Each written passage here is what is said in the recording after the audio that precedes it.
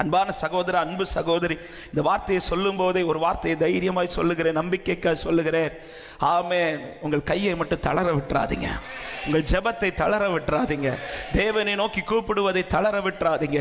இன்று பதில் இல்லாமல் இருக்கலாம், ஏன் நாளைக்கும் பதில் இல்லாமல் இருக்கலாம், ஆனால் பதிலே இல்லாமல் இருக்காது, பதிலே இல்லாமல் இருக்காது.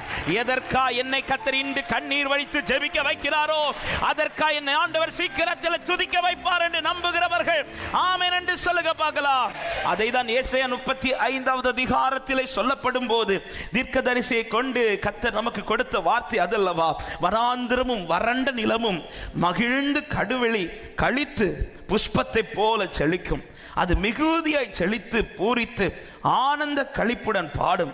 லீபனோனின் மகிமையும் கர்மேல் சாரோன் என்பவர்களின் அலங்காரமும் அதற்கு அளிக்கப்படும்.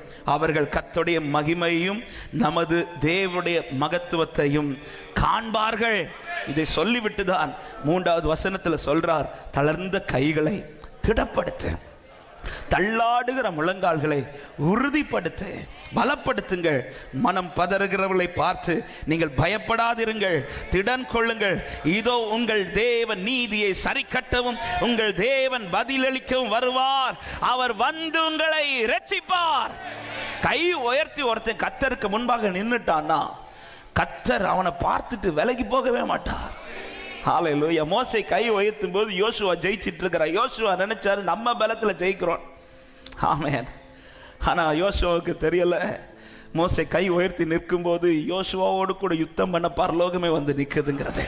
அன்பு சபையா, அன்பு சகோதரா, நமக்கு பல நேரத்தில் தெரியாது என்ன நடக்குதுன்னு. ஆனால் நான் கை உயர்த்தி நிற்கும் போது எனக்காய் பரலோக வேலை செய்யும் என்று சொல்லுகிறவர்கள் ஹல்லேலூயா. நான் ஜெபிச்ச